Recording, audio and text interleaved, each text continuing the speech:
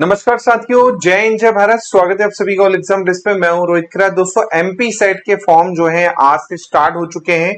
इस वीडियो में मैं आपको बताऊंगा कैसे आपको फॉर्म भरना है, किन किन डॉक्यूमेंट्स की आपको जरूरत पड़ेगी एमपी सेट के फॉर्म भरने के लिए। सबसे पहले आपको एमपीपीएससी की साइट खोल लेना है, mpsc.mp.government.in। उसके बाद यहाँ पर आप देखेंगे अप्लाई ऑनलाइन का ऑप्शन है।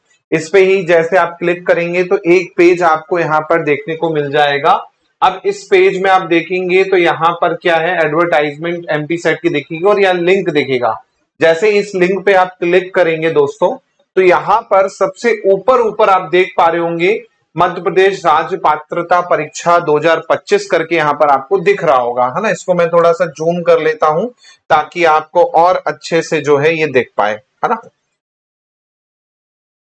ये देखिए कुछ इस तरह से आपको ये दिखेगा, है ना। यहाँ पर है आपका क्या, एप्लीकेशन फॉर्म, है ना, और यहाँ पर लिंक दे रखा है। फिर है अनपेड एप्लीकेशन फॉर्म, जो कि आपने फॉर्म भर दिया है लेकिन फीस नहीं की उनके लिए। फिर आपने फीस कर दी है लेकिन एप्लीकेशन डाउनलोड नहीं किया या फिर आपको रिसिप्ट नहीं मिली है, तो यहाँ से आप डाउनलोड कर सकते हैं। और यहाँ पर नीचे आपको विज्ञापन जो है दिख जाएगा। तो फ्रेश है आप, डेट याद रखिए, आज से शुरू हो चुका है, 25 अक्टूबर से चलेगा कब, 20 नवंबर तक, है ना। तो 20 नवंबर तक आप फॉर्म भर सकते हैं बिना किसी लेट फीस के। जैसे ही आप इस पे क्लिक करेंगे एक नया पेज यहाँ पर क्या हो जाएगा, ओपन हो जाएगा, जहां पर बोलेगा कि मैं घोषणा करता हूं या करती हूं, और ये आपको नोटिफिकेशन दिखाएगा। जब इस पे आप क्लिक करेंगे ना और ये डाउनलोड होगा तभी आप ये आगे बढ़ पाएंगे, मेन पेज जहां पर आपको भरने का है वहां पहुंच पाएंगे। नीचे आपको यहाँ पर क्या है, आई एक्सेप्ट दे रखा है, इस पे क्लिक करेंगे आपका यहाँ पर क्या आ जाएगा, फॉर्म आ जाएगा। अब इसको मैं थोड़ा सा छोटा कर देता हूं क्योंकि दिखेगा नहीं पूरा। अब देखिए यहाँ पर, ये देखिए यहाँ पर फॉर्म आ चुका है। कहां पर क्या भरना है ध्यान से देख लीजिए भाई, कंफ्यूज ना हो, ठीक है। सबसे पहले जैसे कि आप देख पाएंगे यहाँ पर आपका सब्जेक्ट पूछा गया है कि कौन सा सब्जेक्ट के लिए आप कर रहे हो, है ना। तो सब्जेक्ट में याद रखिएगा भाई, जिसके लिए आप दे रहे हैं, जो पीजी में है वही भरिएगा और दूसरा मत भरिएगा। जैसे हिंदी है तो हिंदी भरिए, इंग्लिश है तो इंग्लिश भरिए। फिर आपका पीजी का विषय, पीजी का विषय आपका क्या है भाई, जिसमें आपने पीजी कर रखा है। जैसे हिंदी में हिंदी है और लिंग्विस्टिक ऑप्शन आ रहा है, ठीक है। ऐसे ही आप देखेंगे, ऐसे ही आप दूसरे सब्जेक्ट देखेंगे। जैसे मान के चलिए मैंने यहाँ पर मैनेजमेंट देखा, मैनेजमेंट में आप देखेंगे तो यहाँ पर क्या है, अलग अलग ऑप्शन आ रहे हैं। जैसे बिजनेस आपका हो गया, ऐसे ही कोऑपरेटिव हो गया, फाइनेंशियल मैनेजमेंट हो गया, मार्केटिंग हो गया, है ना। तो अलग अलग ऑप्शन आ रहे हैं। अब वो आपको देखना है कि आपको किसमें भरना है, ठीक है। फॉर एग्जाम्पल मैं हिंदी का सिलेक्ट करता हूं और हिंदी में यहाँ पर आपका हिंदी भरता हूं। उसके बाद बोला जा रहा है क्या अभ्यर्थी तिथि से पूर्व नेट या सीएसआर नेट या सेट क्वालिफाई है, तो भैया न है तो फॉर्म बिल्कुल नहीं भरिएगा क्योंकि आप रिजेक्ट हो जाएंगे, है ना। और नहीं है तो यहाँ पर हमें क्या करना है, नो करना है, क्योंकि भाई ऑलरेडी आप सेट नेट नहीं है तभी तो एमपी सेट क्या कर रहे हैं, भर रहे हैं, है ना। उसके बाद यहाँ पर कहा गया है कि भाई जिनका ऑलरेडी सेट क्वालिफाई है या नेट क्वालिफाई है उनके प्रवेश पत्र जारी नहीं किए जाएंगे। दूसरा, केवल एक ही सब्जेक्ट में सेट आप भर सकते हैं, ये याद रखिएगा, एक से ज्यादा फॉर्म आपके नहीं डलेंगे अलग अलग सब्जेक्ट में।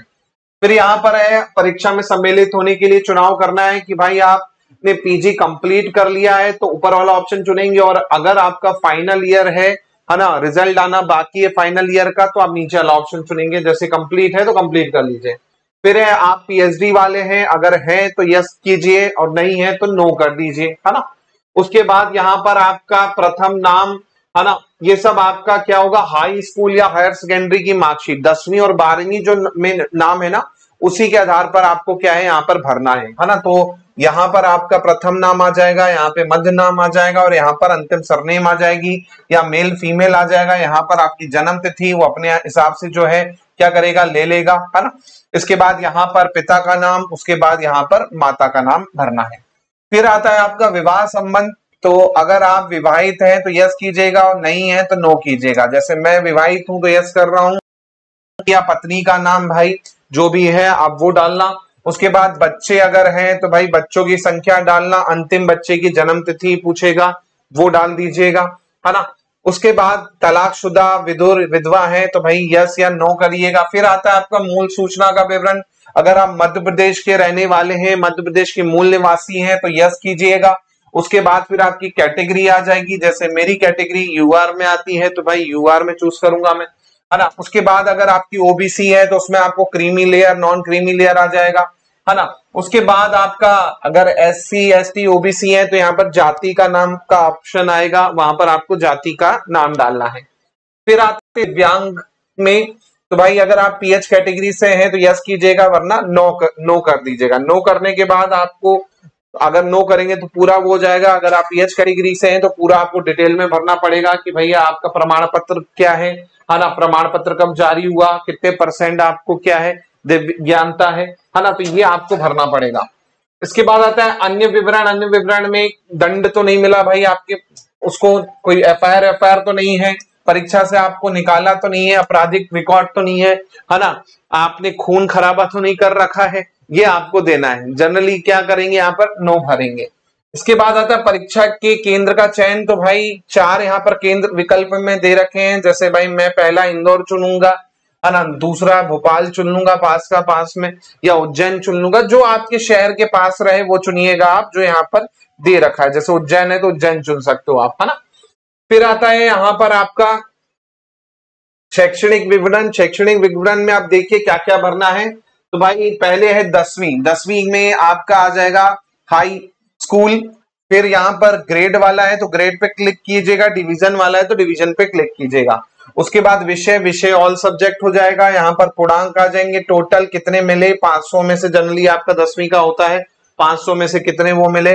फिर % अपने आप बन के आ जाएंगे, डिवीजन यहाँ से सेलेक्ट हो जाएगा, कौन सा बोर्ड है वो डालिएगा, वर्ष कौन सा है वो, उसके बाद आपका रोल नंबर जो है वो डालना पड़ेगा। ऐसे ही आपको 12th का डालना है, ऐसे ही आपको ग्रेजुएशन का डालना है, और ऐसे ही आपको पीजी का डालना है। जो फाइनल ईयर वाले हैं, जिनका फाइनल ईयर चल रहा है, तो वो फर्स्ट ईयर के क्या है पूरे मार्क्स का एवरेज डाल सकते हैं, है ना। और जिनका कंप्लीट हो चुका है वो कंप्लीट फर्स्ट ईयर और सेकंड ईयर का जो मिलके बनेगा वो आपको डालना होगा, ठीक है।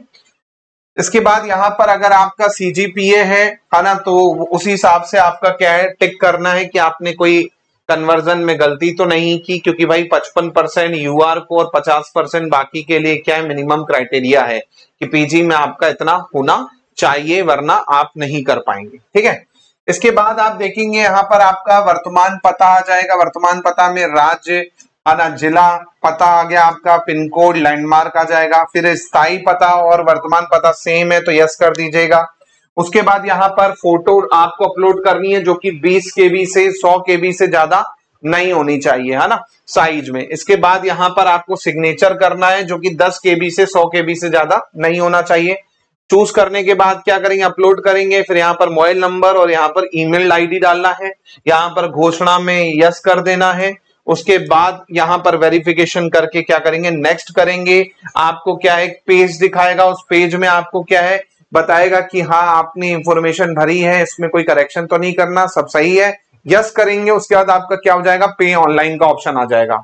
जैसे ही पे ऑनलाइन करेंगे आपका क्या है फॉर्म सबमिट हो जाएगा। पेमेंट करने के बाद आपको फॉर्म का प्रिंट मिल जाएगा और लिख के आ जाएगा कि भुगतान हो गया है ना, उसी में। और वो आपको सेव करके रखना है एप्लीकेशन फॉर्म, क्योंकि उसी के बेसिस पे आप अपना क्या निकाल पाएंगे, एडमिट कार्ड जो है आगे निकाल पाएंगे एप्लीकेशन नंबर के बेसिस पे। तो ये प्रोसेस है आपके फॉर्म भरने की।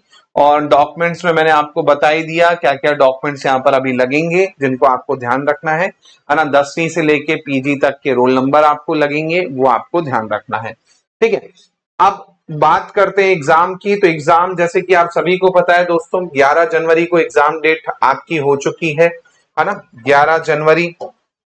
तो ज्यादा समय है नहीं, तैयारी कैसे करें तो उसके लिए मैंने बहुत सारे वीडियो आप लोगों के लिए बना रखे हैं, है ना। तो 11 जनवरी को आपकी क्या है एग्जाम है, कम समय है, इन कम समय में बहुत अच्छे से तैयारी करना है, चाहे पेपर 1 हो चाहे पेपर 2 हो। कैसे करना है उसके लिए भी मैंने डिटेल स्ट्रेटजी वीडियो बना रखा है, वो देख लीजिएगा। साथ में दोस्तों पेपर 1 का कंप्लीट बैच मिल जाएगा आपको केवल और केवल 999 रुपए में। जी हाँ, complete theory, lecture, MCQ, test series सब आपको मिल रहा है केवल 999 में। एमपी सेट का पेपर 1, साथ में असिस्टेंट प्रोफेसर का भी नया बैच चालू हो चुका है, ये भी अभी आपको मिल जाएगा केवल 999 रुपए में पेपर 1। ऐसे ही पेपर 2 आपको मिल जाएंगे 2999 में, जिसमें आपका असिस्टेंट प्रोफेसर भी और आपका एमपी सेट यूजीसी नेट भी कवर हो रहा है केवल 3,000 रुपए में मिल रहा है। सब्जेक्ट में समाजशास्त्र उपलब्ध है ना, पॉलिटिकल साइंस उपलब्ध है, भूगोल उपलब्ध है, इतिहास उपलब्ध है। ये जो है आप ज्वाइन कर सकते हैं, इसमें आपको बढ़िया कंटेंट मिल जाएगा जो कि आपके एपी तक काम आने वाला है। और अगर आप कर रहे हैं फाइनल तैयारी, इंटरव्यू है आपका, तो इंटरव्यू बैच भी ज्वाइन कर सकते हैं। वीडियो अच्छा लगे तो शेयर कीजिएगा, कोई दिक्कत लगे तो आप कमेंट करके क्या कर सकते हैं, पूछ सकते हैं। मिलता हूं मैं आप लोगों से नई वीडियो में। जय हिंद, जय भारत, धन्यवाद।